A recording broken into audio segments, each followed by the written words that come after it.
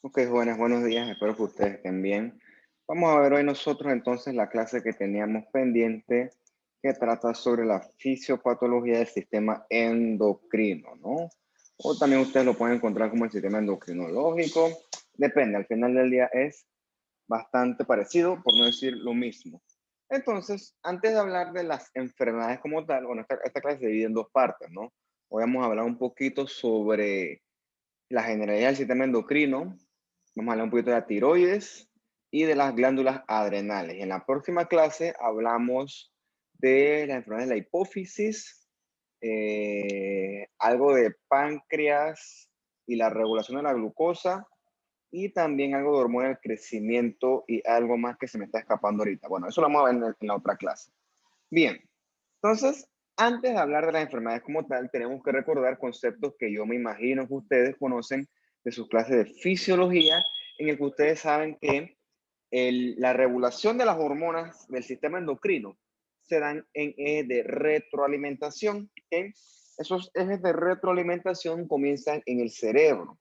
Entonces sepan aquí, sepan en el hipotálamo va a producir hormonas que le vamos a llamar hormonas liberadoras, por eso lo puse en este moradito, con su moradito respectivo, que entonces van a estimular a la hipófisis, que también está en el cerebro, entonces a liberar hormonas estimuladoras, ¿ok? Primero hipotálamo, luego hipófisis. Que esas hormonas estimuladoras que libera la hipófisis va a estimular entonces a los órganos que yo le puse target, que en realidad son órganos blancos o glándulas blancos, pero bueno, me parece que target es una mejor palabra a pesar de que está en inglés. Entonces, esos órganos target o esas glándulas target son varias, están las adrenales, están las tiroides, están las gónadas, esencialmente, pero al final del día hay algunas más. Entonces, un ejemplo de esto, para que usted entienda el concepto de lo que estamos viendo nosotros, vamos a hablar del eje de hipotálamo, hipófisis, tiroides, ¿no? O sea, en un inicio, nuestro hipotálamo va a liberar hormona liberadora de hormona tiroidea. En inglés será THRH, después va a decir CRH, si no me equivoco, es lo mismo, ¿no? O THR, Thyroid Releasing Hormone, es lo mismo.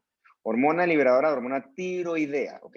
Entonces, cuando el hipotálamo libera esa hormona, entonces las células de la hipófisis anterior van a comenzar entonces a liberar hormona estimulante tiroides, ¿no? TSH, Thyroid Stimulating Hormone, ¿ok? TSH. Entonces, esa TSH va a irse acá abajo a la glándula target, que es la glándula tiroides como tal, y entonces eso es lo que va a estimular a que la tiroides produzca sus hormonas tiroides como tal, ¿no? Que son la T3 y T4, ¿no? La triotironina y la tetraiotironina. Esencialmente todos los sistemas ocurren en estos ejes, ¿no? En el eje hipotálamo con la hormona liberadora, hipófisis, hormona estimuladora y abajo la glándula target con su hormona como tal.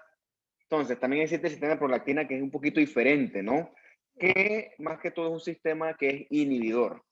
Que entonces en el sistema de prolactina que vemos en la próxima clase, la dopamina es la que inhibe la prolactina. Es un poquito diferente ese sistema, por lo tanto la fisiopatología es diferente, pero bueno, eso lo discutimos con calma en la próxima clase.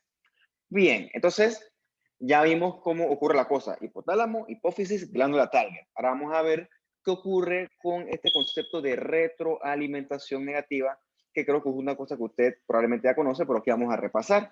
Entonces, recuerden que aquí todo tiene que ser bien regulado y parte de esa regulación se basa en la retroalimentación negativa. Entonces, usted sabe que, ¿qué sucede? La retroalimentación negativa sirve para indicarle a una glándula que está secretando en exceso y está secretando poco. Es como un sistema que conecta las glándulas entre sí y le ayuda a las anteriores a secretar más o dejar de secretar en función de la cantidad de glándulas que existe en ese momento, con la intención de mantener al final del día las cosas lo más equilibrado posible. Por eso es que en cada paso hay retroalimentación negativa con respecto al paso anterior. Y como dice aquí, ¿no? Eso previene que se secrete hormona en exceso. De repente es un concepto que si usted no maneja fisiología, yo se lo recordaré. Me parece que el libro hace un excelente trabajo con eso. Él te explica un ejemplo del termostato. Bueno, aquí lo voy a leer. Obviamente no aplica porque aquí en Panamá no hay termostatos. Pero bueno, imagínense, use la imaginación para entender esto que tiene mucha imaginación, ¿no? Vamos a suponer que usted está en un país muy frío, Rusia, por ejemplo, no más le guste, y su casa está fría, ¿ok? Hace mucho frío, la casa está chuleta, qué sé yo, a 3 grados. Entonces, usted tiene un termostato que es como un aparato que capta la temperatura. Bueno, ese termostato va a disminuir que la temperatura está baja, ha caído. Y entonces el termostato va a activar la calefacción para subir un poco las cosas, ¿ok? Porque está muy frío, 3 grados es muy bajo. Entonces, el termostato activa la calefacción, pero ¿qué sucede si esa calefacción queda prendida mucho tiempo? Bueno, la casa se va a calentar demasiado, ¿ok? Entonces, ¿qué hace el termostato? El termostato percibe cuál es la temperatura adecuada. En este caso, nosotros podemos usar el concepto de la temperatura en equilibrio. Entonces, cuando el termostato agarra esa temperatura y la sube en equilibrio, él percibe que está en equilibrio y ¡puf! La vuelve a apagar. ¿Ok? Entonces, eso es más o menos el concepto de retroalimentación negativa. ¿Ok? Por ejemplo, cuando hay mucha hormona tiroidea, póngase que T4, bueno, el exceso de T4, ¡puf! Apaga arriba a la hormona estimuladora de tiroides de la hipófisis, para que arriba no se siga produciendo. Entonces, cuando acabas la consumes tu cuerpo, ahí sí entonces se disminuye la T4 y ahí sí vuelve a activarse la TSH. Y entonces la retroalimentación negativa vuelve a favorecer el sistema. Pero es un sistema en el cual los pasos apagan el anterior, por así decirlo, en caso de que las cosas exista exceso de una hormona. Bueno, si no lo entienden ahorita, igual eso lo vamos a seguir viendo a lo largo de la clase, pero creo que con el ejemplo del termostato se explica la cosa bastante bien. Ok, el ejemplo siempre aplica con la tiroides, porque la tiroides es como el órgano más fácil de reconocer o el más famoso del sistema endocrino. Ok, por ejemplo, vamos a suponer, nosotros, nuestra tiroides, aquí en el ejemplito este, secreta hormona T3 y T4, ¿no? Entonces, esas hormonas, como dice aquí, ¿no? Secretan T3 y T4 y ejercen retroalimentación negativa, negative feedback, en la hipófisis y también en el hipotálamo. O sea, cuando la tiroides está secretando T3 y T4, esa retroalimentación negativa lleva a que se disminuya aquí TSH, que es Thyroid Stimulating Hormone, hormona estimulada de tiroides, y acá arriba TRH, ¿no? Que es la hormona liberadora de tiroides en la hipófisis. ¿Por qué? Porque si esto aquí seguiría activado, se seguiría estimulando la tiroides y entonces habría exceso de hormona tiroidea. Y entonces eso será patológico, que eso es lo que nosotros vamos a ver en las otras diapositivas. Entonces es importante que exista este sistema de mecanismos reguladores. Entonces es un concepto que tenemos que tener importante, este concepto de la retroalimentación negativa o del negative feedback, porque conocer eso te ayuda a entender cómo ocurren las respectivas alteraciones fisiológicas de este sistema y por supuesto también te ayuda a entender qué pruebas o qué exámenes de laboratorio son las que usamos para diagnosticar estas enfermedades del sistema endocrino. Bien, entonces, habiendo dicho un poquito de cómo ocurre lo normal, vamos entonces a comenzar a hablar de cómo ocurren las enfermedades endocrinas. Y entonces, si dijimos que el sistema endocrino secreta hormonas, pues va a haber enfermedades porque secretan muchas hormonas, que son los hiperestados, y enfermedades que secretan pocas hormonas o menos hormonas, que son los hipoestados, ¿no? Ejemplo clásico, hipertiroidismo, hipotiroidismo, ¿ok?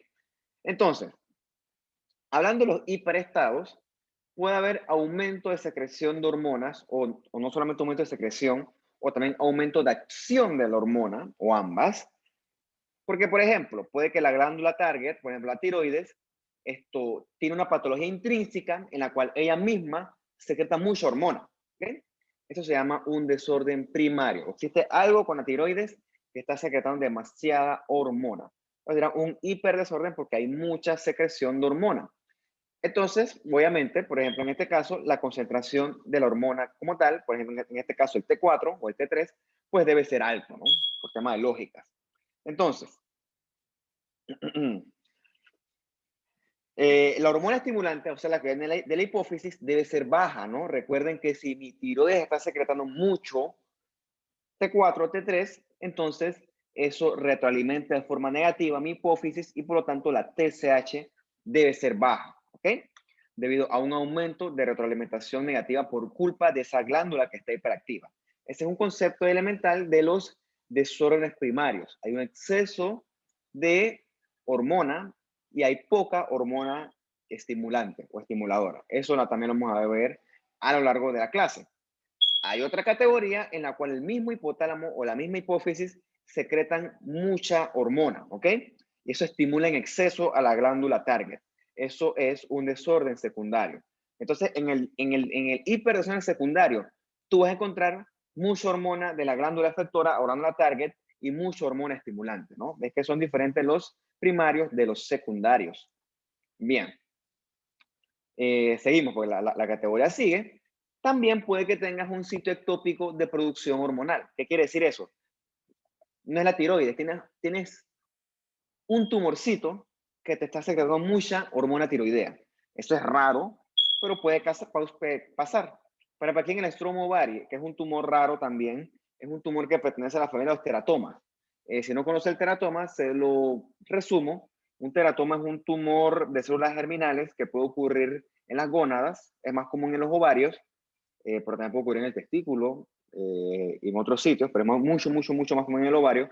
Y son tumores que por ser de células germinales se pueden dividir en las 3 líneas embriológicas: endodermo, ectodermo y mesodermo. Entonces es un tumor en el que tú encuentras muchas líneas de tejidos. ¿Okay? Bueno, una línea de tejido puede ser línea de tejido tiroideo. Cuando tú encuentras mucho tejido tiroideo, a ellos se llama strum ovari, y entonces esos strum ovaris que son en el ovario, pues secretan mucho hormona tiroidea. Puede ser una causa de que exista un exceso de un hiperestado, ¿no? De exceso de secreción de hormona tiroidea. Otro ejemplo, por ejemplo, siempre son benignos, pueden ser malignos también, pero la norma es que, o la estadística es que sean benignos. Puedes tener, por ejemplo, en el pulmón, carcinomas de células pequeñas que sí son malos, que te secretan exceso de hormona adrenocorticotrópica. Entonces, estos son los que hacen los síndromes estos paraneoplásicos. Y también en la misma familia están los carcinomas escamosos del pulmón, que te pueden secretar entonces proteínas relacionadas con hormona paratiroidea. O sea, son sitios ectópicos de producción hormonal. O, por ejemplo, la otra clasificación es porque no es la hormona la que está mal, sino que el receptor de la hormona target es un receptor hiperactivo, ¿no? Entonces, que tengan una mutación ahí que te está haciendo Crohn.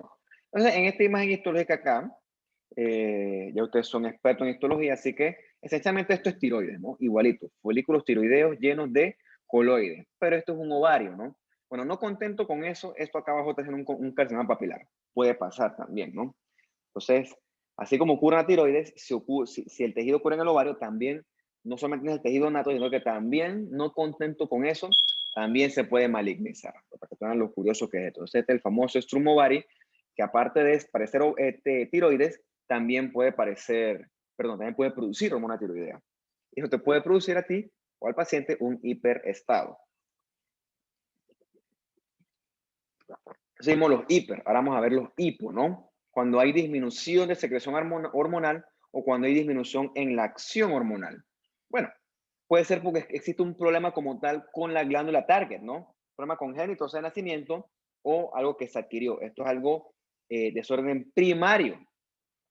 Entonces, en este hipodesorden primario vamos a encontrar disminución de los niveles de hormona como tal, de la glándula target, pero recuerden que por un tema de retroalimentación, entonces acá arriba, la hormona estimuladora va a aumentar. Porque si hay poquita hormona tiroidea, por ejemplo, la hormona estimulante de la hipófisis sabe que tiene que comenzar a estimular.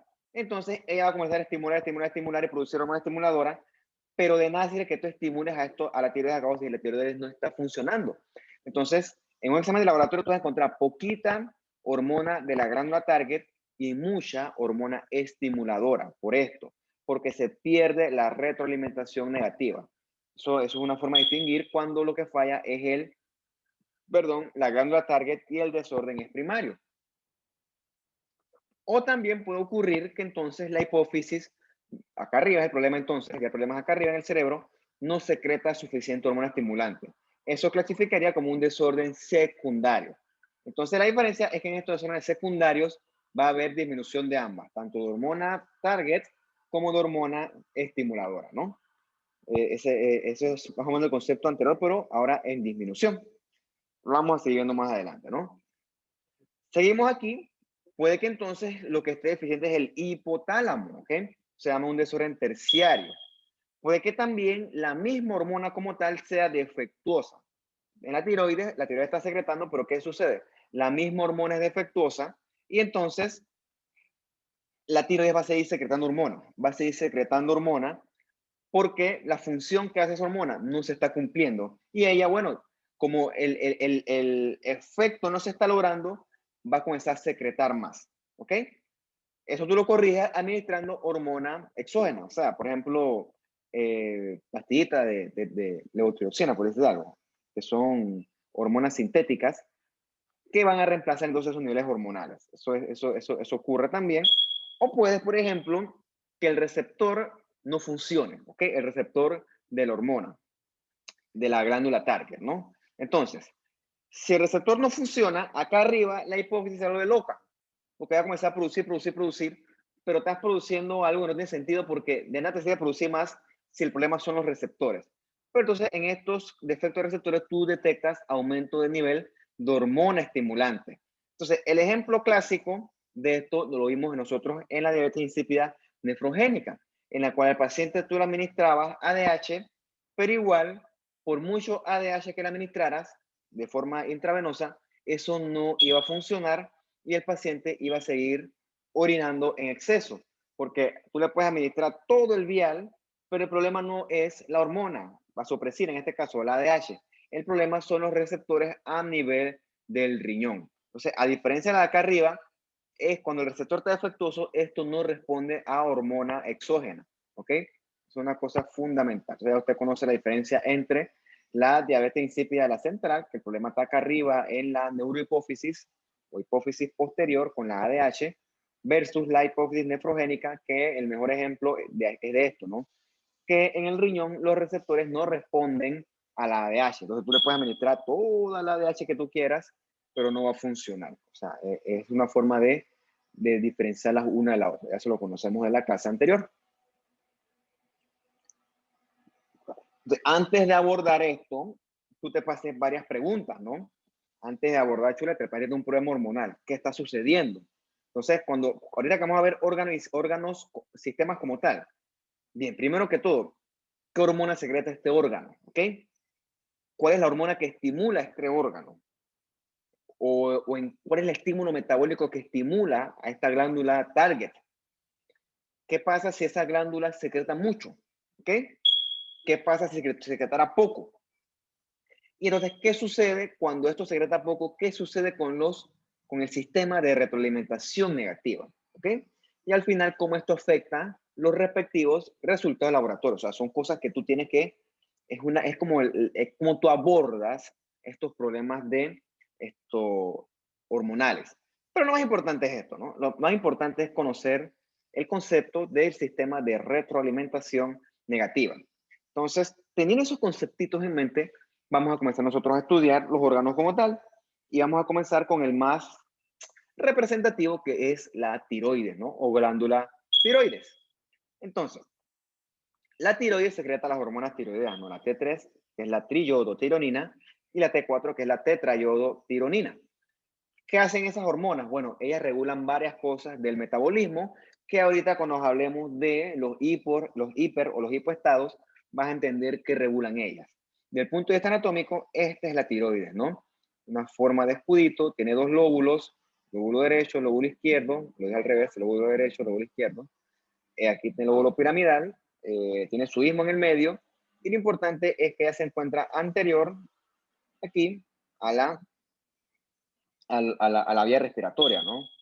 Aquí está el cartílago tiroides y acá se iría con la tráquea, ¿no? Se encuentra anterior a la vía respiratoria, a los cartílagos de la vía respiratoria. Entonces, normalmente yo que la tengo chiquitita no se palpa, pero vamos a ver ahorita que hay enfermedades como el bocio, en la cual la tiroides crece mucho de tamaño y vamos a ver por qué. Entonces, usted sabe que la secreción de T3 y T4 es estimulada acá arriba en la hipófisis por la TSH, hormona liberadora de tiroides, y que a su vez esta es estimulada por la hormona liberadora de hormona tiroidea, la Thyroid Releasing Hormone. A veces le ponen THRH, a veces TRH, ¿no? Del hipotálamo. Entonces, tomando en cuenta esto, vamos a ver varios conceptos, ¿no? En esta sección de tiroides, vamos a ver el hipertiroidismo, la palabra de eso sola, el hipertiroidismo, su contraparte, el hipotiroidismo, Vamos a un poquito de tiroiditis, que son inflamaciones de la tiroides, que por lo general casi todas son autoinmunes. Vamos a ver un poquito de los nódulos y un poquito de las neoplasias tiroideas, ¿no? Bien, lo primero que vamos a ver es el hipertiroidismo. Y antes de ver el hipertiroidismo per se, porque esto no es un curso de patología, es un curso de fisiopatología, vamos a ver los tres mecanismos que regulan esencialmente al hipertiroidismo, ¿ok? El primero es que la tiroides como tal secreta mucha hormona tiroidea. A ese le vamos a llamar el hipertiroidismo primario y el ejemplo clásico es la enfermedad de Graves, ¿ok? Esta la vamos a ver un poquito más adelante. El segundo ejemplo ocurre porque la hipófisis está secretando en exceso. Por lo tanto, la hipófisis estimula en exceso a la tiroides y la tiroides va a secretar también en exceso. Esto sería un hipertiroidismo secundario. Ejemplo, ¿por qué la hipófisis está estimulando en exceso? La causa más común puede ser por un tumorcito de la hipófisis, ¿ok? O la causa también rara, pero existe, es lo que hablamos en el extremo ovario. Existe un sitio ectópico de producción de hormona tiroidea. Bueno, estos tres mecanismos resultan en lo mismo. Aumento de la hormona tiroidea, que es el hipertiroidismo. Pero ya usted vio que el mecanismo es completamente distinto, ¿ok? Entonces, es importante hacer la distinción. Cuando tenemos un hipertiroidismo primario, lo que está afectado es la tiroides como tal, y entonces esa tiroides va a comenzar a secretar demasiada hormona tiroidea, distinto a un hipertiroidismo secundario en el cual el problema está acá arriba. Está en la hipófisis y por lo tanto esa hipófisis va a secretar mucha TSH y esta TSH a su vez va a estimular demasiado a la tiroides y entonces va a haber exceso de TSH y exceso de hormona tiroidea. Tengan ese concepto en mente, ¿no? Entonces, cuando tú estimulas mucho a la tiroides, el exceso de hormona tiroidea va a tener manifestaciones clínicas en el paciente, ¿no? Óseo, que es el goiter, los ojos que protruyen. Bueno, eso lo vamos a ver ahorita más adelante, ¿no? Pero esto es clásico de la persona hipertiroidea. Bien. Entonces, desde el punto de vista de laboratorio, ¿cómo tú lo distingues? Entonces, voy a leer esto que está en azulito aquí. Solo necesitamos un laboratorio para distinguir entre hipertiroidismo primario e hipertiroidismo secundario. O sea, aprendan ese concepto. Bueno, ¿cuál será este laboratorio? Bien, ¿qué sucede? Si tú mides la hormona tiroidea como tal, ya sea la T3 o la T4, pues en ambos escenarios va a estar aumentada, ya sea en el hipertiroidismo primario o en el hipertiroidismo secundario. O sea, realmente esa T3 y T4 no te va a servir para distinguir entre uno y el otro.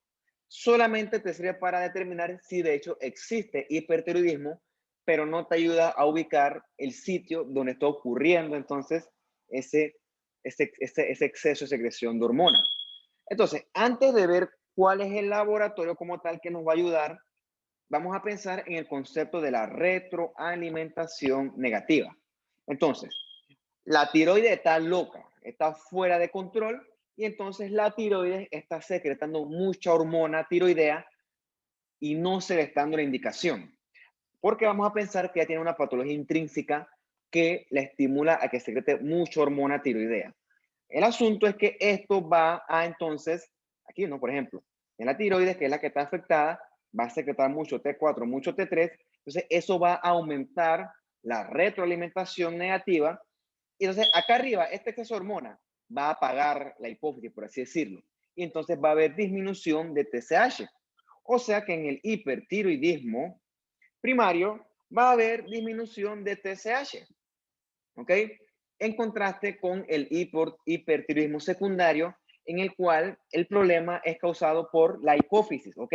La hipófisis está secretando un exceso de TSH. Entonces, en el hipertiroidismo secundario va a haber un exceso o va a haber un aumento de TSH. Habiendo dicho eso, entonces, entre el hipertiroidismo primario y el secundario, lo que es más importante para distinguirlo es el TSH, ¿ok? En el primario va a estar disminuido, en el secundario va a estar aumentado. Esa es la clave, ¿ok? El laboratorio más importante para distinguirlo es la TSH de la hipófisis, ¿ok? Importante eso. A veces la gente piensa que lo más importante es medir la hormona tiroidea. Es importante si tú tienes la duda del diagnóstico, pero una vez que tienes el diagnóstico, lo más importante es medir la TSH. Entonces, vamos a hablar un poquito del hipertiroidismo como tal, ¿ok? ¿Por qué se produce? Aparte de qué produce, ¿por qué se produce, no? Entonces, el hipertiroidismo puede ser secundario a la enfermedad de Graves, que lo puse en azul porque es autoinmune, es la cosa más común. Estos nódulos tóxicos, que son nódulos que secretan independientemente, pues un tumor que también secreta esto, que es el secundario que secreta TSH. La amiodarona, que es un antiarrítmico, también puede causarlo por temas de toxicidad. Y el estromo que usted ya conoce. Bien, como le digo, el nódulo tóxico es un nódulo que es independiente de la hipófisis y él solito secreta mucha hormona tiroidea.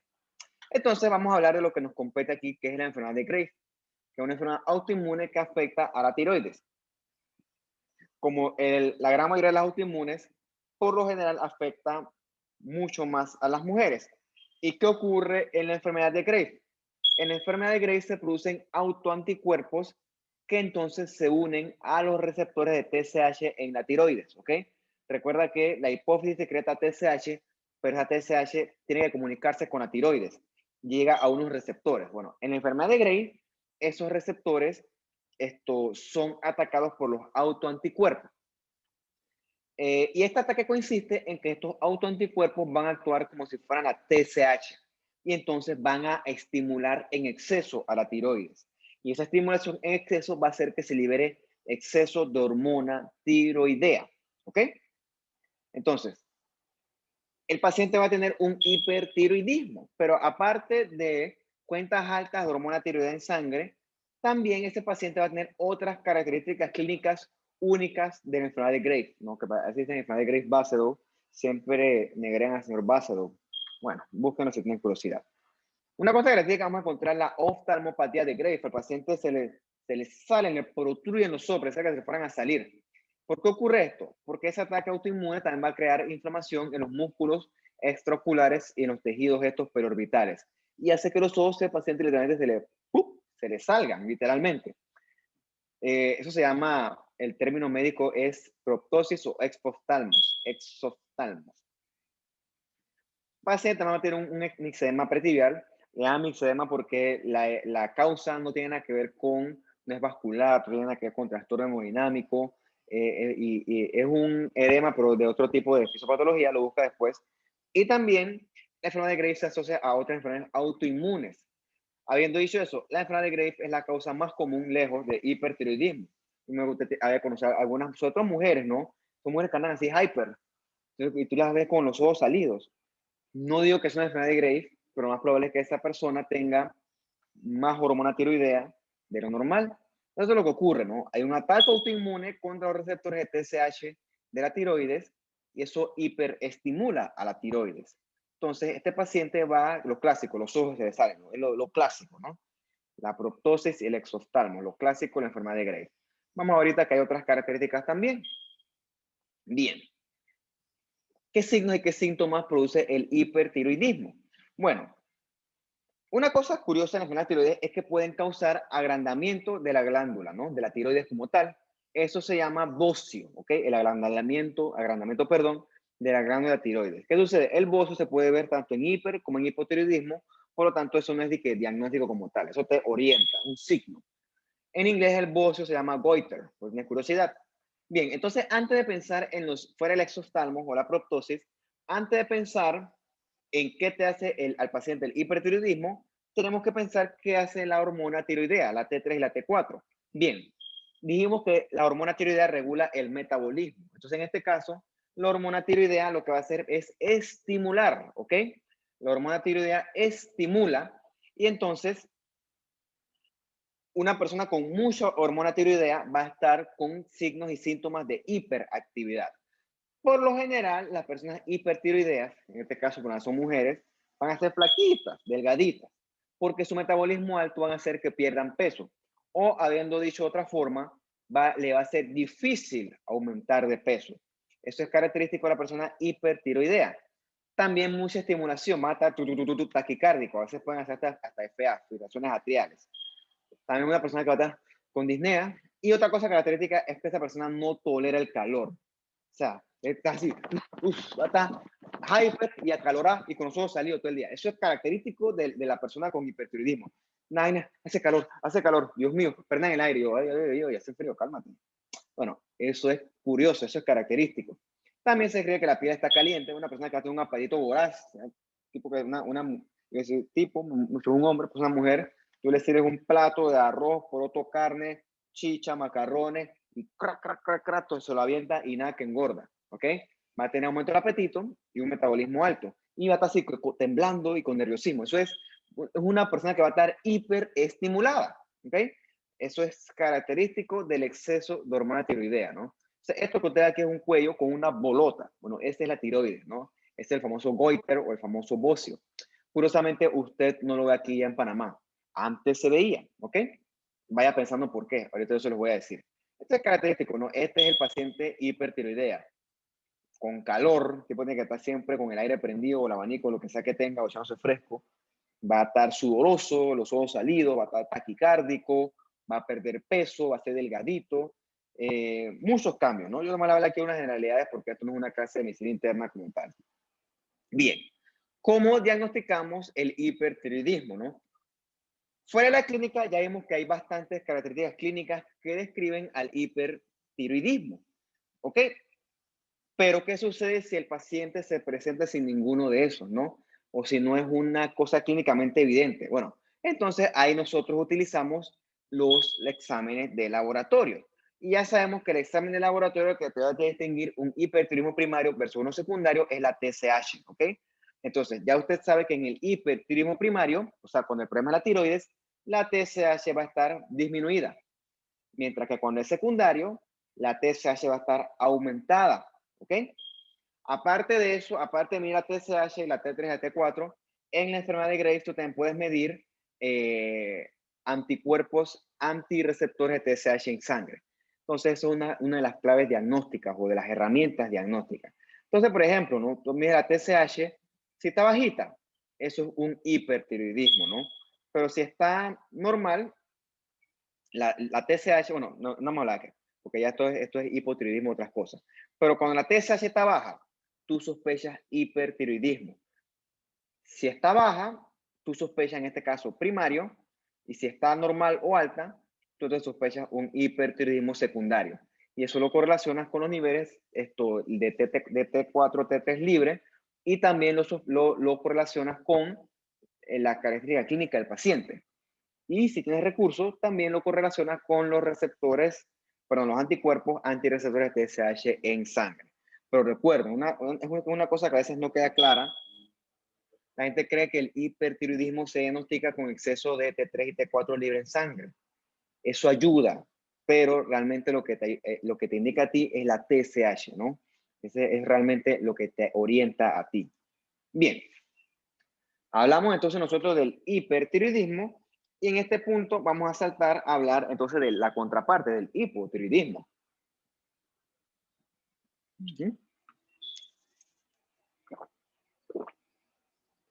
Se me bonito los foquitos atrás. Yo lo iba a quitar, pero tan bonito así para que lo voy a quitar. A mí me gusta. Aparte que me costó mucho ponerlos. Entonces, el hipotiroidismo, pues por así decirlo, es la contraparte del hipertiroidismo. Y ocurre desde el punto de vista de mecanismos por mecanismos similares, se lo quiere ver. Similares pero contraparte, ¿no? Puede ser que lo que esté fallando es la tiroides como tal, o puede ser que lo que esté fallando es la hipófisis, ¿ok? Entonces, en ambos casos, por cierto, la hipófisis en el libro le llaman la pituitaria, es lo mismo. Glándula pituitaria, hipófisis es lo mismo. Entonces, en ambos casos, el resultado es que va a haber disminución de hormona tiroidea, ¿ok? Entonces, si el problema como tal está ocurriendo en la tiroides, recuerden que entonces eso va a disminuir la retroalimentación negativa en la hipófisis. Si tienes la tiroidita aquí que no está produciendo nada de hormona tiroidea, entonces eso va a activar el termostato. En este caso, el termostato es la retroalimentación negativa. El termostato le indica a la hipófisis que tiene que producir más TSH. Entonces, en el hipotiroidismo primario, el TSH va a estar alto, ¿ok? Lección de esta clase. En contraste, en el hipotiroidismo secundario, la hipófisis es la que está fallando. Entonces, ¿qué sucede? La hipófisis no está secretando la cantidad adecuada de TSH, por lo tanto, la tiroides no está siendo adecuadamente estimulada. Entonces, en el hipotiroidismo secundario, la TSH va a estar baja, va a estar disminuida. Esos son los conceptitos que yo quiero que usted se lleve en esta clase, ¿ok? Importante eso. Bien. ¿Por qué ocurre hipotiroidismo? Bueno, puede ser que el paciente tiene un problema de nacimiento con la tiroides, ocurre esta autoinmune, para los autoinmunes se le pone esta azulito, que es la tiroides de Hashimoto. Nuevamente puede haber toxicidad a la amiodarona y esta es importante, ¿no? Puede que ocurra una deficiencia de yodo, ¿ok? Esa la vamos a hacer bastante énfasis en la otra diapositiva. Bueno, puede ser un paciente que lo operaron, pues si lo operaron es lógico que quede hipotiroideo o que tenga una lesión postquirúrgica, es lógico. O también puede ser que es una secuela de radioterapia, pues lo irradiaron y quedó con hipotiroidismo. Aquí se lo resumen, ¿no? Puede ser que tengan un medicamento que se suprima la tiroides, puede que tengan un daño arriba en el hipotálamo, puede ser que una cirugía. Hay muchas razones, ¿ok? Bien, la primera que nosotros vamos a estudiar es la tiroides de Hashimoto, ¿no? En azul porque es una cosa autoinmune. Ah, mira, debía haber separado esto para darle énfasis al yodo para el próximo curso. Bien, en la tiroides de Hashimoto va a ser una enfermedad autoinmune en la cual se producen anticuerpos contra la peroxidasa tiroidea y la tiroglobulina, ¿no? Entonces, la tiroglobulina es lo que se encuentra aquí en los coloides, eso es el precursor de hormona tiroidea. Entonces, esta presencia de autoanticuerpos va a hacer que la tiroides se llene de infiltrado inflamatorio. Entonces, es lo que tú tienes aquí, ¿no? Tienes una tiroides, aquí ves los folículos tiroideos, uno más grande, uno más chiquitos, y es aquí esto todo morado, todo negro, esto es infiltrado inflamatorio. Entonces, es característico de estas tiroides que ellas hagan folículos linfoides con presencia de centro germinal, ¿no? Cuando asumo que usted conoce ese concepto de histología, entonces esto es característico de la tiroides Hashimoto, entre otras cosas que obviamente no se pueden ver aquí, porque el aumento no me lo permite, ¿no? Esto es una imagen panorámica. El asunto es que al final del día la tiroides se llena de tejido inflamatorio, de tejido linfoide, y ese exceso de tejido linfoide interfiere con la función tiroidea, de manera que esta se pierde parcial o totalmente. O sea que la tiroides no va a secretar su hormona tiroidea, ¿ok? Entonces el paciente se va a presentar con hipotiroidismo, es la presentación clínica. Por una tiroides de Hashimoto, se relaciona, por ejemplo, con diabetes tipo 1, que también es una tiroides autoinmune. Esta que es súper importante, porque esta también forma parte de la historia de la medicina, es la deficiencia de yodo. ¿Y por qué el yodo es importante? Porque el yodo es necesario para la síntesis de hormona tiroidea. Sin yodo no hay síntesis de hormona tiroidea. ¿Ok? Entonces, vamos a ir con la lección y ahorita les digo lo que les quiero decir. Entonces, ¿qué ocurre si no hay yodo? ¿Ok? Si no hay yodo, no se va a producir suficiente hormona tiroidea, por lo tanto, esto va a disminuir la retroalimentación negativa y va a hacer que la hipófisis arriba enloquezca. Y la hipófisis va a comenzar a producir TSH. ¿Qué ocurre? La TSH llega a la tiroides, pero la tiroides, es como que tú le mandas así, aquí está el mensaje, produce hormona tiroidea, pero la tiroides, pero no tengo con qué, no tengo con qué producirlo. Entonces, cada vez la hipófisis le lleva más papeles a la tiroides, a un cerro de papeles y la tiroides como que, ya te dije que no tengo con qué trabajar, ¿ok? Entonces, ese exceso de estimulación va a hacer que la tiroides se hipertrofie, aumente de tamaño, en un intento de producir hormona tiroidea, pero no puede porque no tiene la materia prima. Entonces, esa hiperestimulación producida por la ausencia de yodo va a llevar a que el paciente haga goiter, a que haga bocio relacionado con la deficiencia de yodo. Eso ya no ocurre aquí en Panamá porque aquí en Panamá, hábilmente, como una medida bien importante de salud pública, a la sal y a los alimentos se le añade yodo, ¿ok? Entonces, por eso es que ya tú no ves esos pacientes con esos bocios así gigantescos hoy en día. Sí hay su par, pues son personas mayores que probablemente cuando eran más pequeñitas, no habían esas políticas de añadirle yodo a la sal. Pero hoy en día tú no ves niños con eso. Eso es raro. Digo, puede que te consigas un paciente de, no es xenofobia, de las comarcas, que allá tienen otros hábitos alimenticios y puede que no tengan acceso al yodo. Pero en la sal de mesa que nosotros compramos en el supermercado, tiene yodo, entre otros elementos que también tienen yodo. Por lo tanto, esto ya no existe aquí en Panamá. Perdón, ya no es común en Panamá, porque siempre te vas a decir, busca, te vas a encontrar alguno. En el libro, obviamente, como el libro es gringo, utiliza su referencia de USA. Obviamente, ¿no? USA es un país de primer mundo, por lo tanto, ya todo eso está bien normado. Pero como dice, hay partes en el mundo en el cual la sal no está ayodada y por lo tanto ahí hay mucho bocio endémico. Búsquelo, eso es curioso, eso es una cosa de salud pública, es una medida que no me sé muy bien la historia, tuve que leerlo de nuevo, o leerlo mejor dicho, pero sí, aquí ya no hay bocio porque aquí el yodo está añadido a, sobre todo a la sal. Hay otros alimentos que están añadidos, pero sobre todo a la sal, y eso hace que la persona, sin querer queriendo, obtenga su nivel adecuado de yodo, su requerimiento de yodo necesario para su tiroides, y entonces no se forma este goiter, este bocio, ¿no? Una cosa interesante de la historia de la medicina y de la salud pública. Esto con respecto al hipotiroidismo primario. El hipotiroidismo secundario puede ocurrir porque ocurre algo en la hipófisis, ¿ok? Algo está mal. Lo normal es que tengas un tumor no funcional, ¿ok? O también tengas un tumor que hace efecto de masa contra la hipófisis, puedes tener infecciones que te afecten la hipófisis, inflamaciones o hemorragias famosas que se llama el síndrome de Sheehan, ¿no? Creo que lo hablamos en la clase, en la próxima clase, si no me equivoco.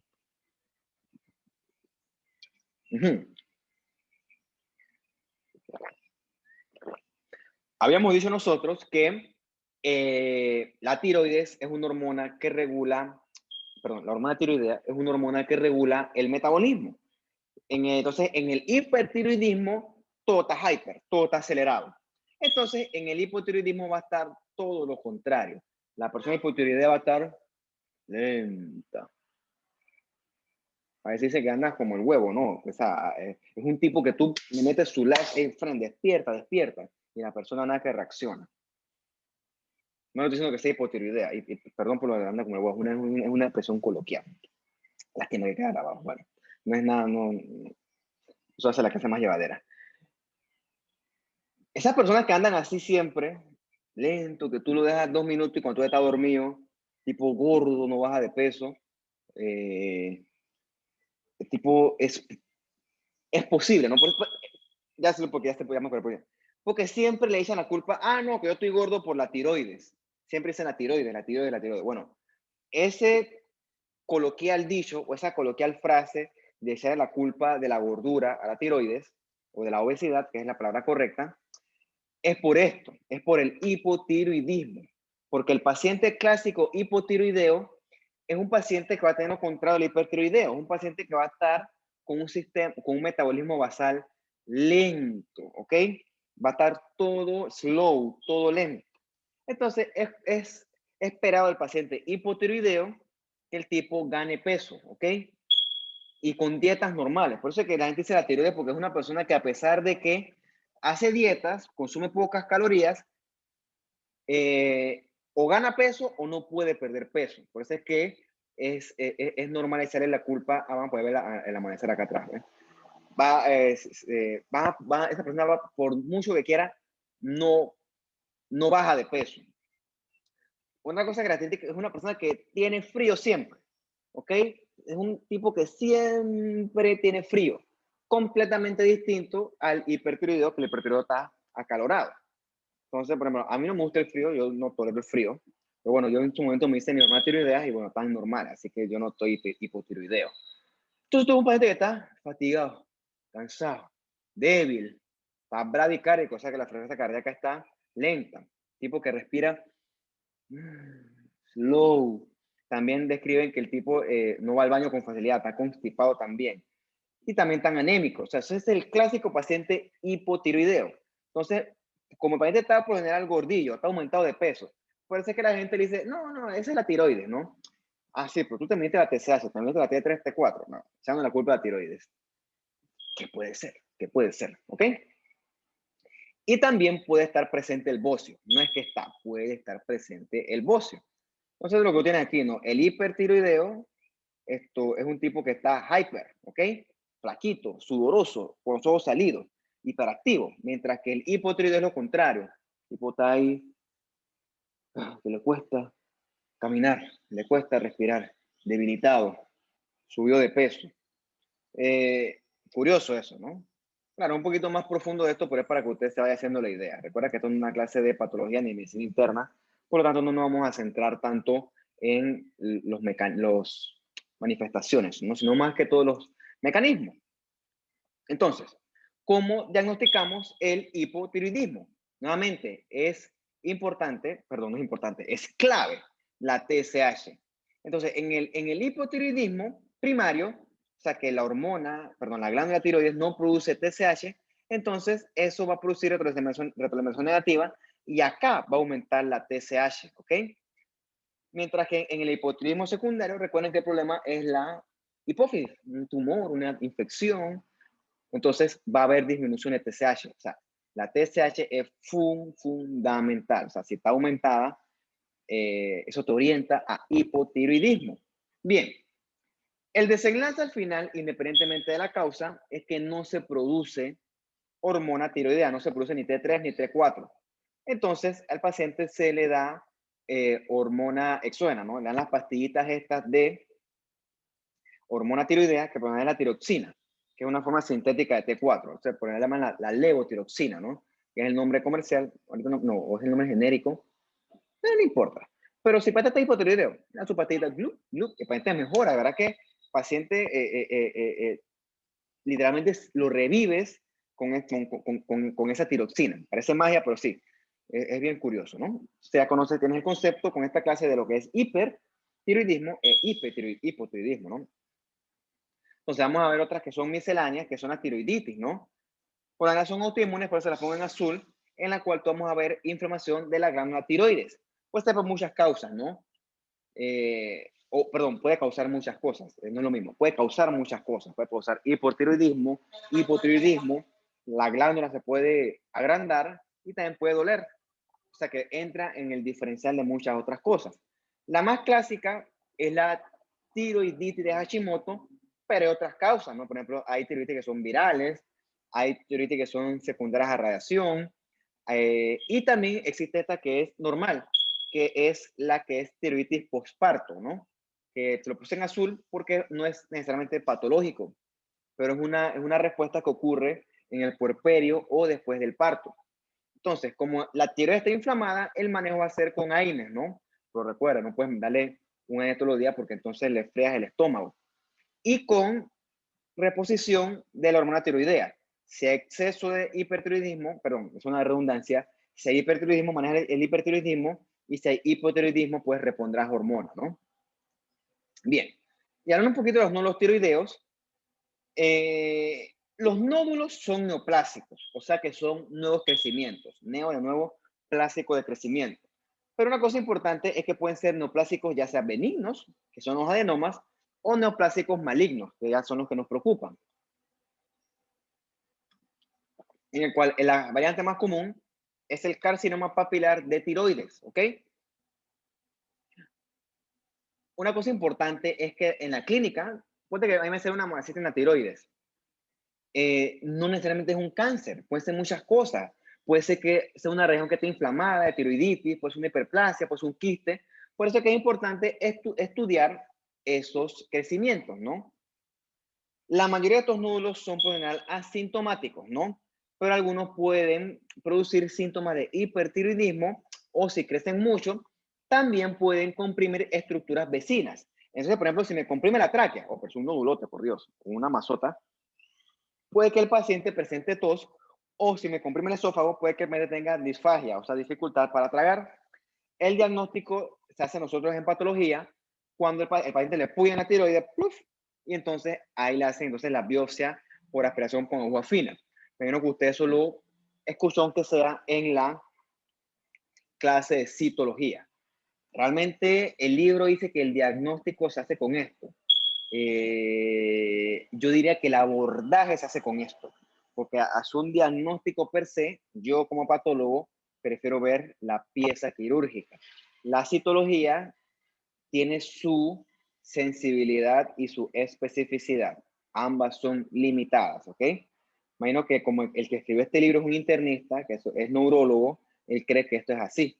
Yo lo pongo por reconocimiento de honor al esfuerzo del autor, pero el abordaje se hace por aspiración con hoja fina, pero el diagnóstico como tal se hace en esto, en la pieza quirúrgica. Porque cuando te buscas el Bethesda y te buscas la clasificación o la interpretación de la citología de tiroides, todas tienen su porcentaje diagnóstico con limitaciones. Y no es que tú puyaste una tiroides y ya, ¿no? Eso tiene después otro algoritmo que la sigue. Primero que él como un internista, él no sabe eso, ¿ok? No pasa nada, eso no es un pecado. Lo importante es aclarar los conceptos. Por ejemplo, esto que está aquí es una tiroides que la cortan y ves el tumor maligno. ¿Cómo sé que es maligno? Primero que todo, porque es un tumor blanquecino, entonces que es algo heterogéneo, tiene unas áreas amarillentas. Y lo más importante aquí, es un tumor con bordes pobremente definidos. O es un tumor que infiltra, es que el tumor se mete. No es que es una bolita circunscrita. Y entonces está en contacto con los márgenes macroscópicamente de resección. Esas son características de malignidad. Las neoplasias malignas, en este caso los papilares, hay que operarlos porque ellos tienen potencial de hacer metástasis y de extenderse a otras estructuras. Yo he visto metástasis de tiroides en piel, en hueso, en cerebro. El tipo, cuando le da chance, es malo, ¿ok? Pero bueno, los benignos se pueden estudiar. Para esto tú le haces su punción, la punción sale que es una cuestión, un nódulo folicular benigno. Si no molesta, no hay que operarlo. O sea, si no molesta, se puede tratar de forma conservadora. ¿Ok? Déjenme hacer un poquito de agua y seguimos con la segunda parte de esta clase.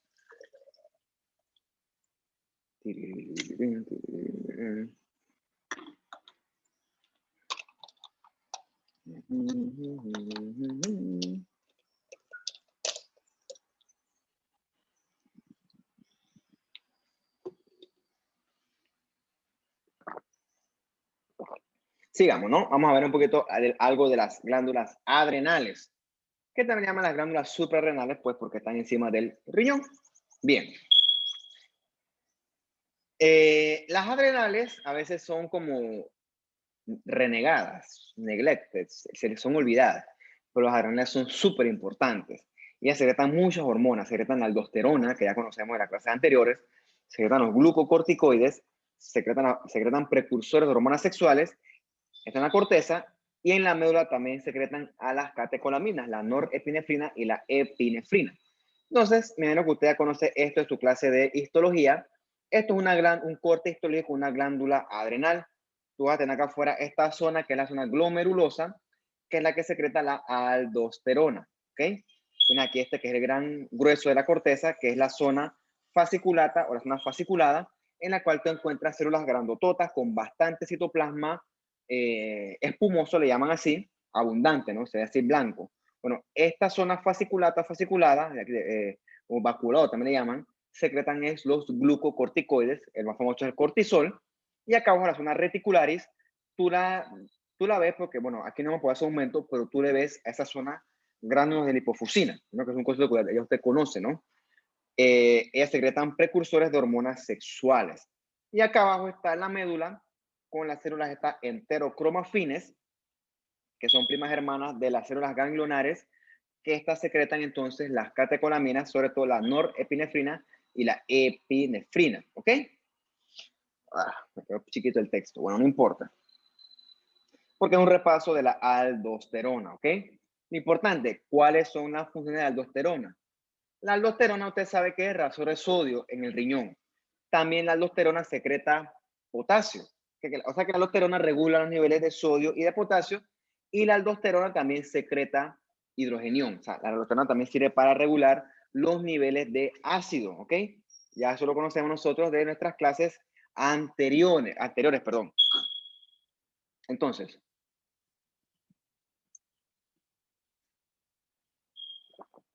¿qué es lo que causa o qué estimula a la secreción de aldosterona? Bueno, lo primero es el sistema renina-angiotensina-aldosterona. ¿Okay?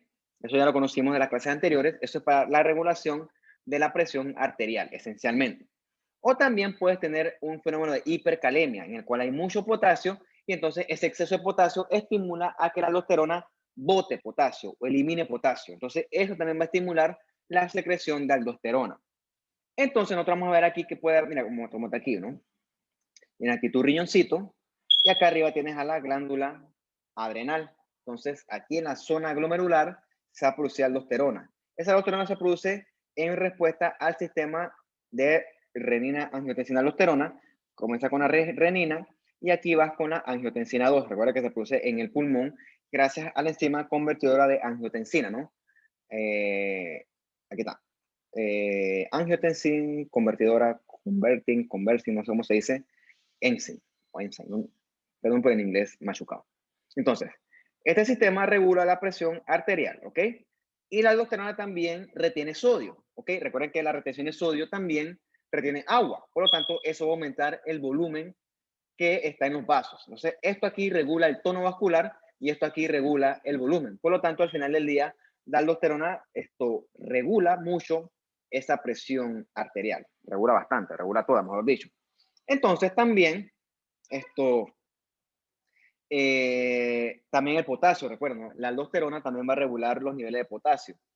Eh, bien, el hiperaldosteronismo va a ser un aumento de los niveles de aldosterona y el hipoaldosteronismo pues va a ser una disminución en los niveles de aldosterona. Entonces, vamos a ver las situaciones en las que hay aumento en la secreción de aldosterona. Bueno, puede que la glándula adrenal secrete exceso de aldosterona, ¿ok? En este caso, antes de preguntar por qué, recordemos por qué la aldosterona es estimulada, perdón, la adrenal es estimulada a secretar aldosterona. Por ejemplo, puede ser que el sistema de renina o angiotensina esté aumentado. Si el paciente tiene hipercalemia, se va a estimular a la aldosterona. Si el paciente está con hiponatremia, la aldosterona va a estimular a que se reabsorba sodio en el riñón.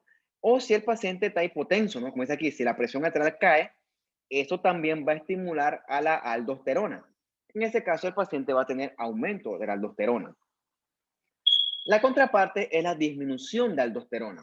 Y puede haber disminución en de aldosterona si la glándula adrenal como tal falla o en exactamente las condiciones contrarias a las que vimos anteriormente. Puede ser que haya disminución de renina o de angiotensina. Si el paciente está con hipocalemia, okay, con menos potasio, la aldosterona disminuye también. Si el paciente está hipernatrémico o hipertenso, la aldosterona disminuye su acción, ¿no? Entonces, antes de estudiar por qué ocurre, es importante tener estos conceptitos que son exactamente o perfectamente lo contrario. Bien, vamos a ver la segunda hormona que nos interesa aquí de la adrenal, que es el glucocorticoides, ¿ok? Que son los famosos esteroides. El problema es que cuando por culpa de la, de la fama mediática, por lo general los esteroides que ustedes conocerán son los que se inyectan los tipos estos musculosos acá en el gimnasio, que, bueno, estos son los esteroides anabólicos, son otro tipo de hormonas.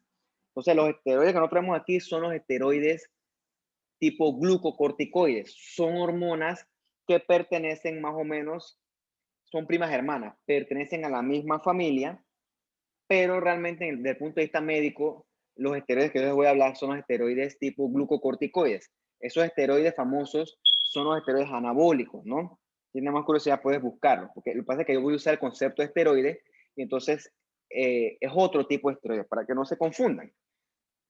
El esteroide del que vamos a hablar es el glucocorticoide, cuyo nombre más fácil es el cortisol, ¿ok? El cortisol también le llaman, son hormonas que responden al estrés. El cortisol tiene muchas funciones. Te va a aumentar la presión arterial, ¿ok? También te puede aumentar la gluconeogénesis, o sea, que también tiene una función importante en la regulación del azúcar. Y también te puede disminuir la respuesta inmune. Por eso que también los corticoides son utilizados como antiinflamatorios, ¿no? Entonces, la secreción del cortisol va a ser estimulada por la hipófisis, ¿ok? Por la secreción de hormona adrenocorticotrópica en un eje o un sistema de retroalimentación negativa muy similar al que discutimos cuando hablamos nosotros de la tiroides. A su vez, esta secreción de ACTH o de hormona adrenocorticotrópica es estimulada por el hipotálamo, por la CRH o por la hormona liberadora de corticotropina. Cuando hay mucho cortisol o cuando hay exceso de cortisol, va a haber manifestaciones clínicas descritas, que vamos a ver más adelante, que son las que describen el famoso síndrome de Cushing, ¿ok? Cuando hay disminución de cortisol, puede ser consecuencia de la insuficiencia adrenal. Entonces, si está fallando acá arriba la hipófisis, o sea, si está fallando los niveles de hormona adenocorticotrópica, entonces eso también puede llevar a insuficiencia adrenal. Entonces, mira tú, muchas acciones que hace el cortisol. El cortisol te puede producir aumento de la glucosa, te puede disminuir la insulina, puede producir cierta obesidad, puede estimular gluconeogénesis. Bueno, nosotros vamos a ver un poquito de estas cosas a lo largo de la clase, ¿no? Porque no es una clase de como tal de esto, tiene muchas funciones. Vamos a ver un poquito de eso en esta clase. Bien. Esto acá era una introducción, ¿ok? ¿Qué es la aldosterona? ¿Qué es el cortisol? Bueno, vamos entonces ahora a hablar de las patologías como tal, ¿no? Y la primera que vamos a discutir es el hiperaldosteronismo, ¿ok? Para entender qué ocurre con el hiperaldosteronismo, hay que entonces escribir, como si fuera una plana, pues cuesta, eso yo sé que esto cuesta, qué hace la aldosterona. Y entonces, cuando hay hiperaldosteronismo, todo lo que hace la aldosterona va a estar aumentado. Entonces, el hiperaldosteronismo puede causar hipernatremia, ¿ok? Hipocalemia, importante esto, hipertensión, ¿ok? Y también puede causar entonces, si dijimos que secretaba ácido hidrogenión, también causa un trastorno ácido-base, ¿no? No se los voy a decir, búsquenlo de su clase de ácido-base, porque eso es importante, es un concepto que hay que tener. Entonces, existen dos causas principales de hiperaldosteronismo.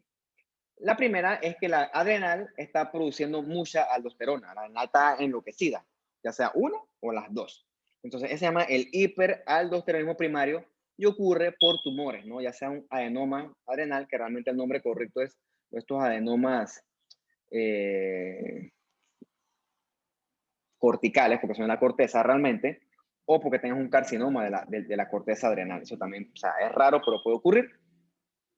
O también puede ser porque tu adrenal está siendo estimulada en exceso. ¿Y qué estimula a las adrenales?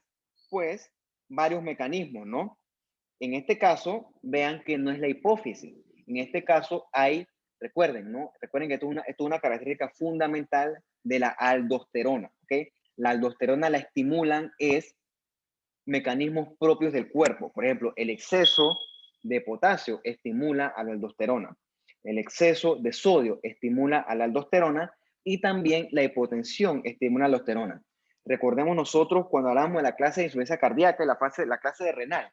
Bueno, esos mecanismos, esos mecanismos también dicho, estimulan a la aldosterona, ¿no? Por ejemplo, tú tienes acá este esquema, tienes por ejemplo aquí la adrenal, bueno, tienes un tumorcito, ¿no? Un tumorcito que puede que te secrete exceso de aldosterona. Entonces, ejemplo, si eso te produce un hiperaldosteronismo, puede ser un paciente que se presenta con una hipocalemia que no mejora. Tú le pones su carga de potasio y el tipo no mejora. Bueno, eso a ti te orienta a que quizás lo que está ocurriendo ahí es que hay un tumor que te está secretando mucha aldosterona. Bien, una cosa importante es que la aldosterona, a diferencia de la tiroides y del el cortisol, la aldosterona no se rige por la hipófisis, ¿ok? La aldosterona trabaja con ejes diferentes, no trabaja con ese eje de hipófisis. Y esa es una lección importante que tienes que llevarte de esta clase.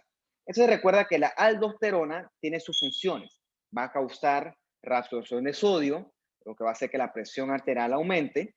Y recuerda que también va a causar la secreción de potasio.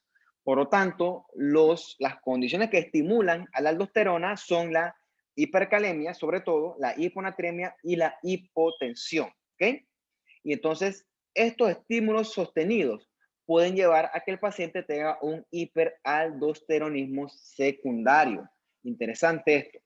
Recordemos que la hipotensión también puede haber otras condiciones que redistribuyan volumen. Recuérdala, que son la falla cardíaca congestiva descompensada o la cirrosis o también el síndrome nefrótico, en el cual el volumen está distribuido a otro lado y por lo tanto al riñón le lleva menos presión de perfusión.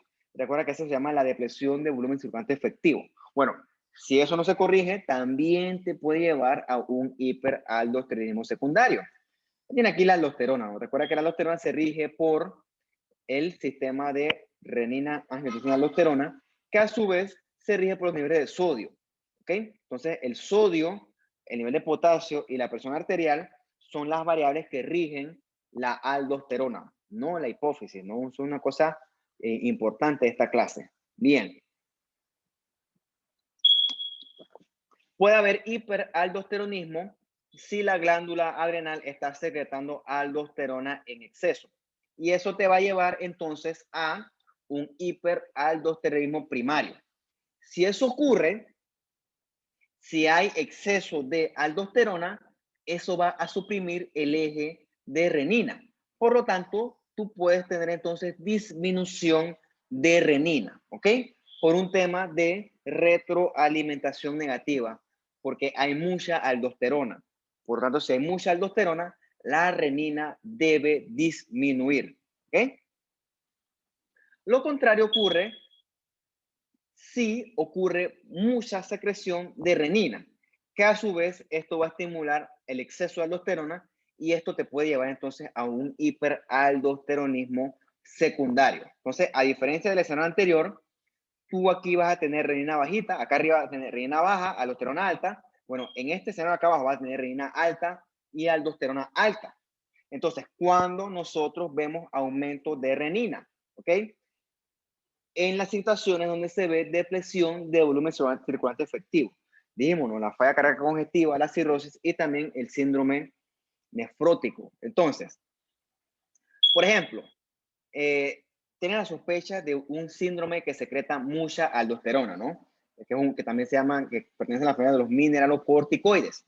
Entonces, mira, en sangre tienes mucha aldosterona, fine. Entonces, también puedes medir la renina.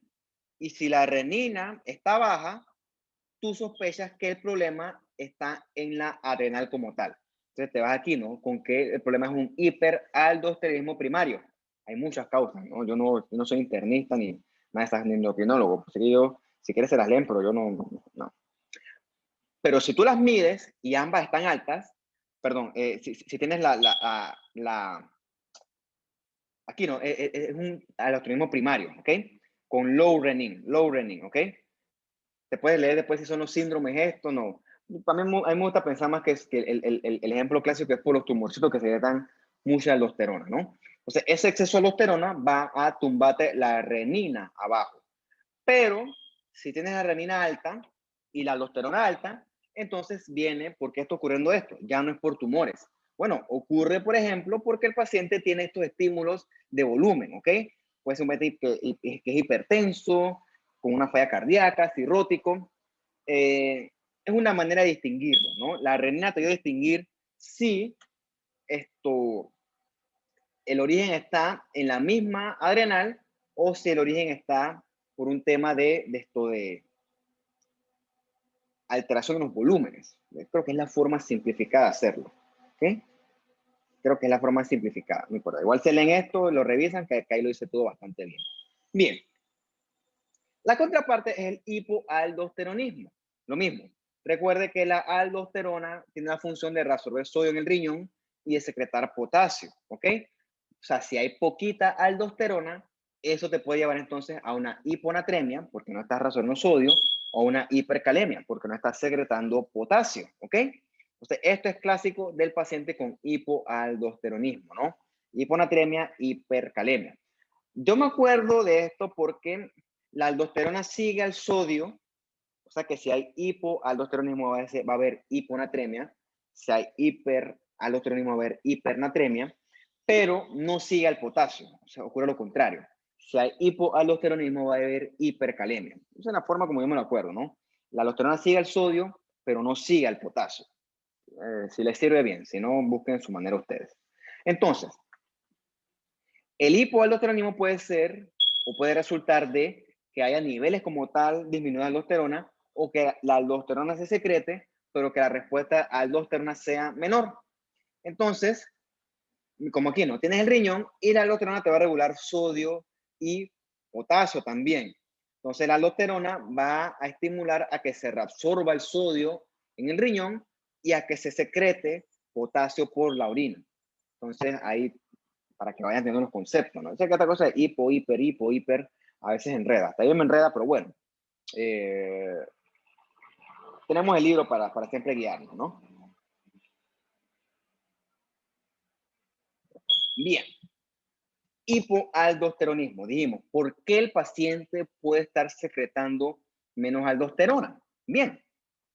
Lo primero es que puede que tengas el eje renina-angiotensina tirado, o sea, que no está funcionando bien y que a su vez eso está conllevando que la aldosterona no sea estimulada.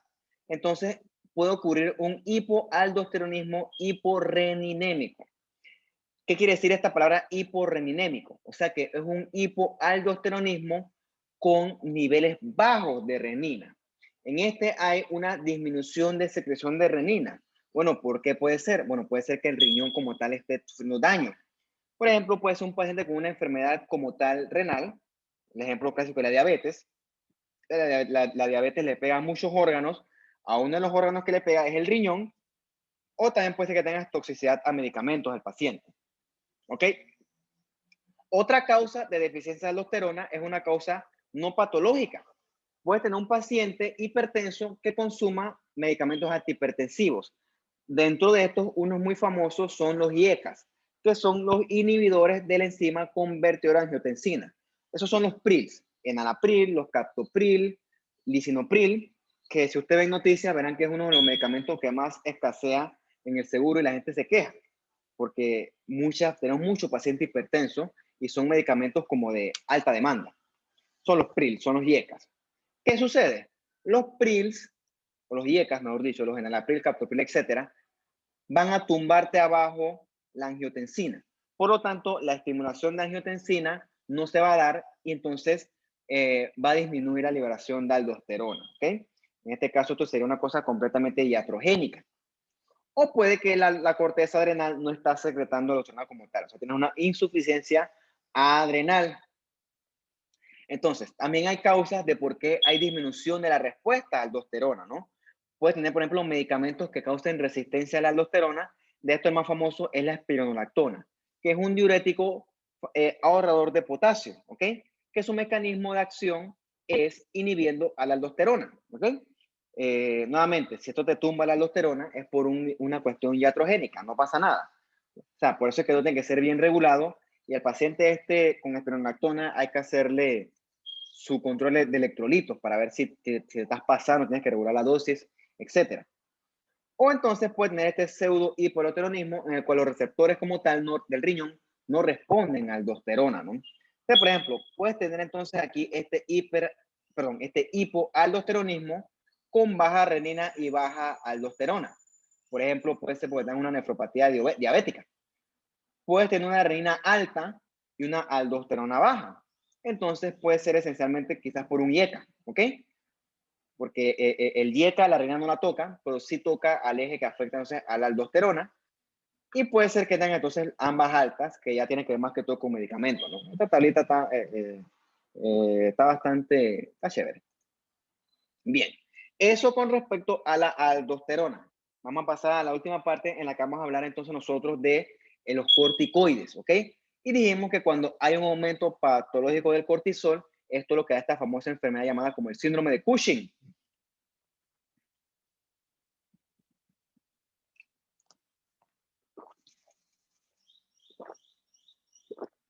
Es necesario tomar agua porque si no me agoto y me enredo y si no se me seca la lengua, la boca y me desconcentro. Así que denme chance. Bien. El síndrome de Cushing puede ser iatrogénico. O sea que es un paciente que tuvo con mucho tratamiento, de mucho tiempo con corticoides y entonces te hizo un síndrome de Cushing iatrogénico. Puede ser que una o ambas adrenales secretan mucha glucocorticoide, porque tengas un tumorcito ahí que te está haciendo ese gron.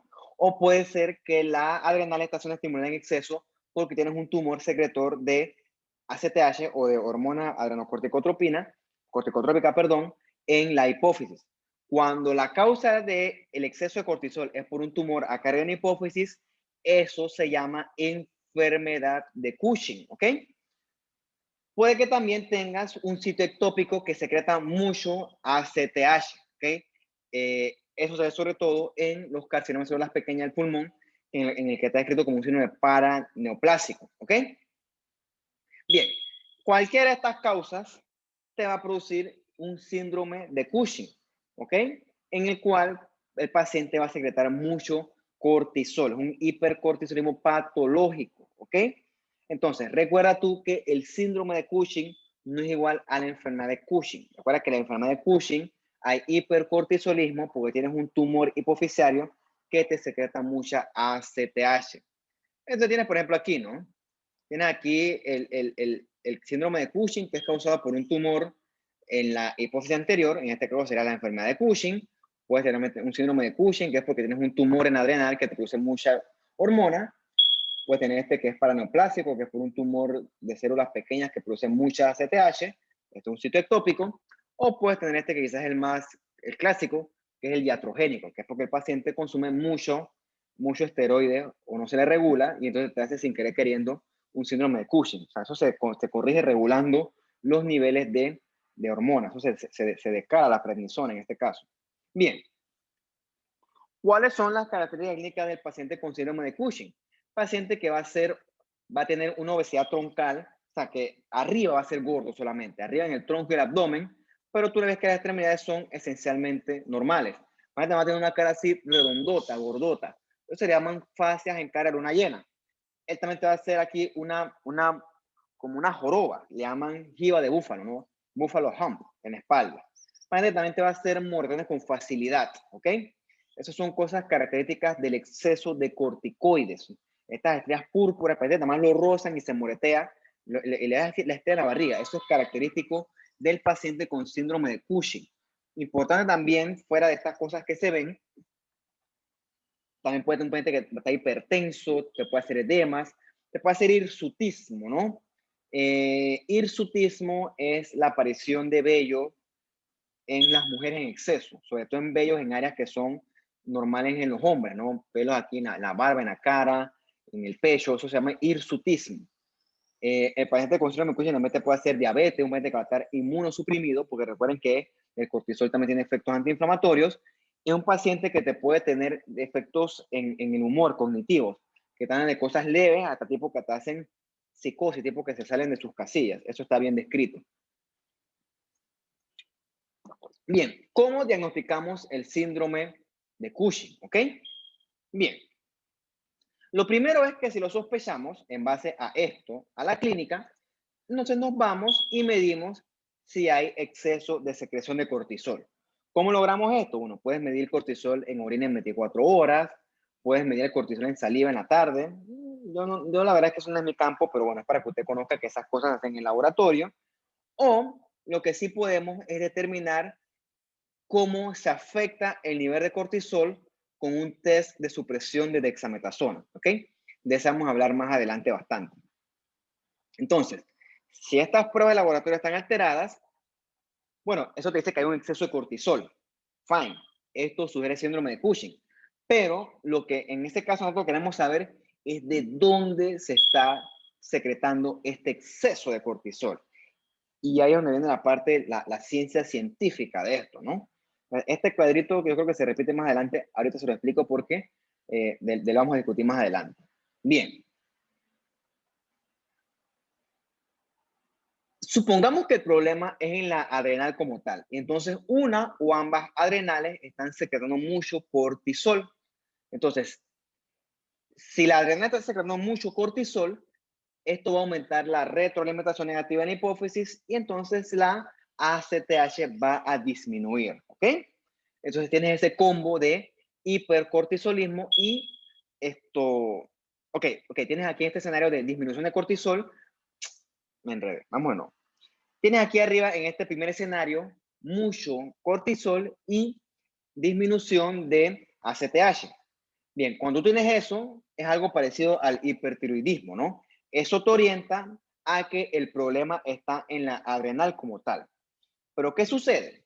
Si tú agarras y mides y ves que tienes la ACTH alta, quiere decir que hay un problema acá arriba, ¿ok? Quiere decir que hay algo que está secretando ACTH en exceso, ¿ok?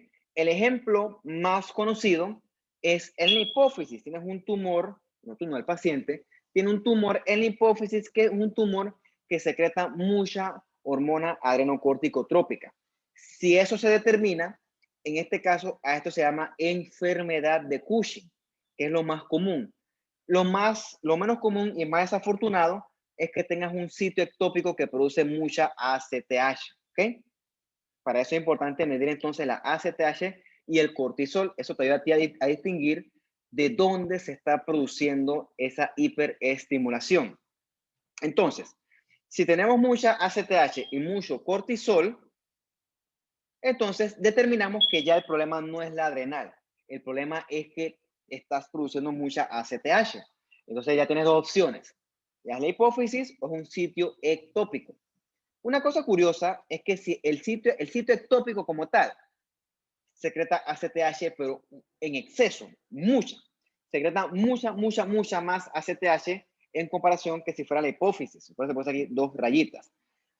Recuerden que esto tiene sentido, porque los tumores son estructuras constituidas por células hipermetabólicas. El tumor es como una parte monstruosa de ti. Es una célula que es monstruosa, que todo lo hace de forma monstruosa. Tiene un metabolismo monstruoso, tiene requerimientos monstruosos y por eso es que crecen.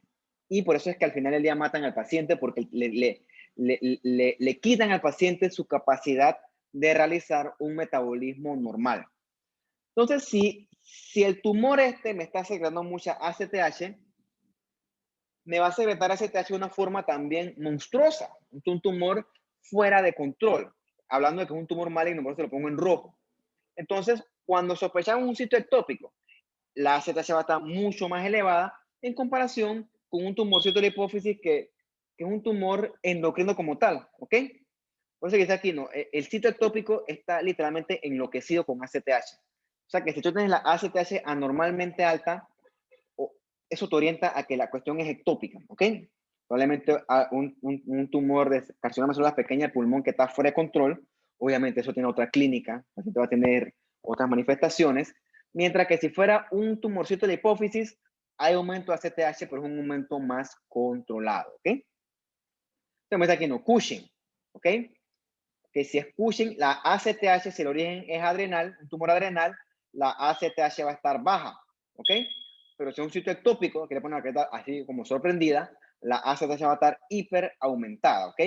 Mientras que si la causa es en la hipófisis, va a estar la ACTH con un aumento, pues, leve, un aumento controlado. Pero si es ectópico, el aumento va a estar monstruoso. Bien. Entonces, ya tenemos entonces la premisa de que hay ACTH alta. Entonces, ahora queremos ver si el origen es de hipófisis o si el origen es ectópico. Entonces, aquí es útil utilizar el test de supresión de dexametasona, que él se basa en el principio de retroalimentación negativa para determinar cuál es el origen de la producción de ACTH. Bien, primero debemos conocer en qué consiste ese test. Bien, vamos a suponer yo que yo no tengo hipercortisolismo ni nada. Si tú agarras a mí y me inyectas dexametasona, que es un glucocorticoide, un esteroide, entonces esa dexametasona va a imitar a mi cortisol que produce mi adrenal. Y entonces eso va a ejercer retroalimentación negativa en la hipófisis. Entonces si tú agarras y me pones dexametasona, ¡brut! Y al rato me mides la ACTH, mi ACTH debe disminuir porque esta dexametasona me está ejerciendo retroalimentación negativa en la hipófisis y por lo tanto la ACTH va a estar baja. ¿Ok? Eso ocurre en una persona sana. Entonces, si tú agarras y haces un test de dexametasona a dosis bajas, entonces, si no se suprime la ACTH, bueno, quiere decir que ya existe un síndrome de Cushing, ¿ok? Ya existe evidencia de que hay mucho cortisol, pero por lo tanto, eso no me va a determinar dónde se está produciendo el exceso de ACTH. Entonces, lo que tú tienes que hacer es administrar dosis altas, ¿ok? Dosis altas de dexametasona. Entonces, esto lo voy a leer.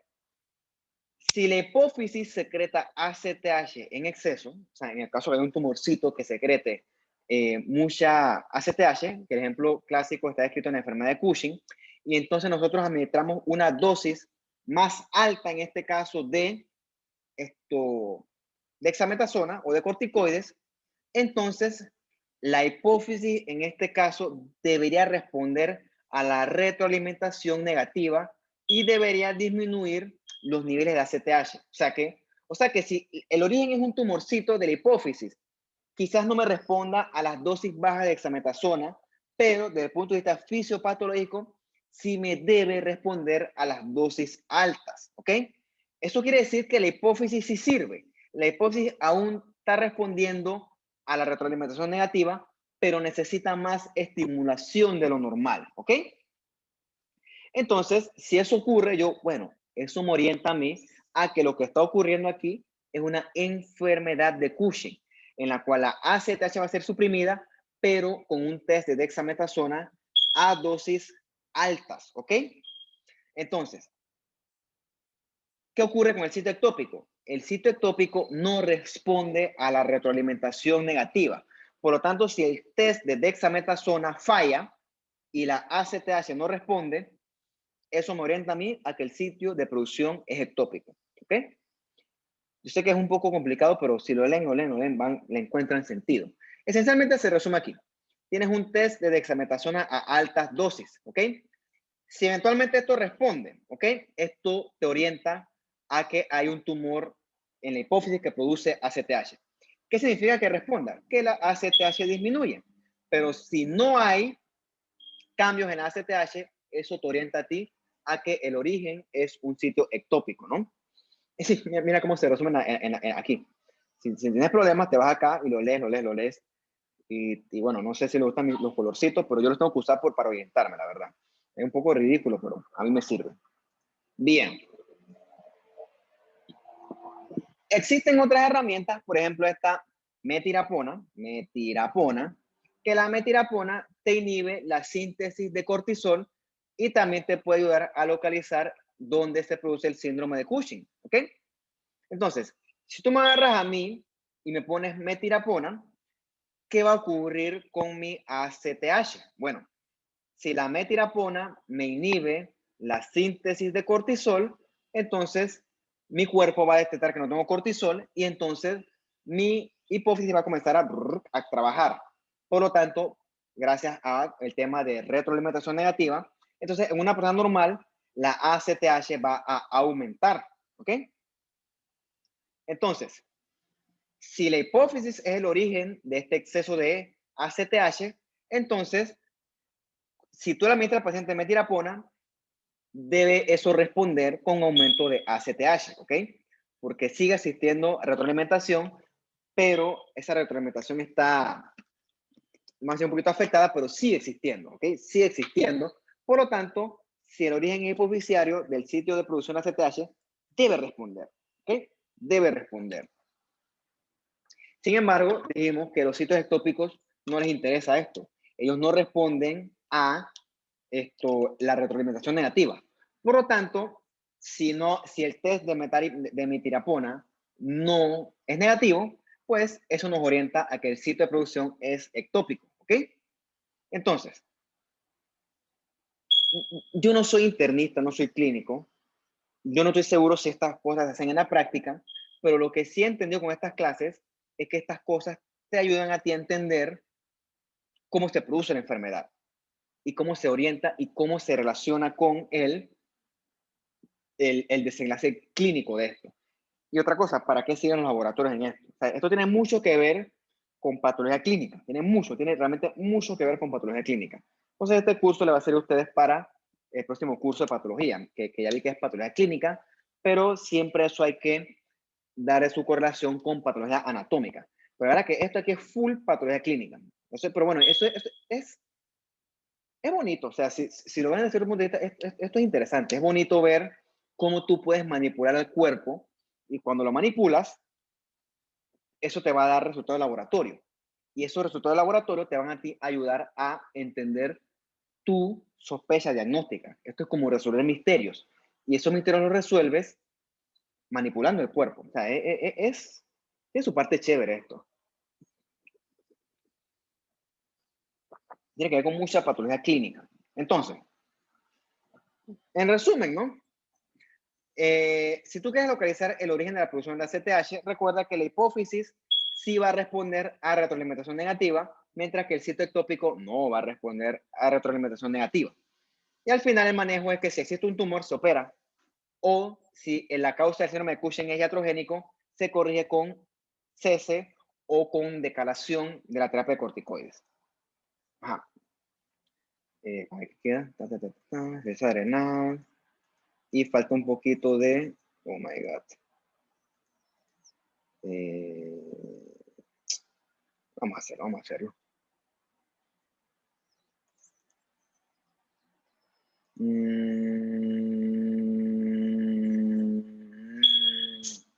Se me está haciendo tarde para ir al hospital ya. Bueno, vamos a hacerlo, vamos a dejarlo hasta aquí. Vamos a dejar hasta la insuficiencia adrenal. Aquí seguimos la otra clase. Y entonces, hasta la pausa. Son como 10 diapositivas. Está cool, no pasa nada. Sí, que se me ya van a ser las 7. Tengo que ir temprano al hospital hoy. Listo, muchachos, ¿no? Espero que la clase sea de provecho. Dudas, comentarios, por favor, me las hacen al chat. Recuerden que el canal está abierto. Tienen un comentario que hacer. Un compañero es un aporte muy importante con respecto al ejemplo cuando el paciente le hace una gastrectomía sin complicaciones. Es cierto cuando hacen una gastrectomía del cuerpo, sobre todo cuando están las células parietales, te eliminan las células parietales que producen factor intrínseco. Y entonces el paciente va a tener dificultades para absorber vitamina B12 y eventualmente eso se va a traducir en una anemia perniciosa. El compañero me hizo una acotación importante. El ácido que producen las células parietales es fundamental para la absorción de hierro. Entonces, cuando este paciente sin ese pedazo de estómago consuma hierro, a él le va a ser difícil absorber ese hierro. Por lo tanto, ese paciente eventualmente también te puede hacer una anemia ferropénica, o sea, una anemia por disminución del hierro. Es cierto, o sea, ese paciente puede estar anémico también por la parte de la vitamina B12 y también por la parte de la disminución en la absorción de hierro. Eso es cierto, eso está descrito. O sea, si quieres te lo buscas, esto se llama el síndrome post-gastrectomía. Es un aporte completamente válido. Y yo lo apoyo porque eso es lo que yo busco en ustedes, que ustedes busquen ir más allá de lo que yo les digo y que estimule su naturaleza científica, porque si ustedes están aquí es porque les gusta la ciencia.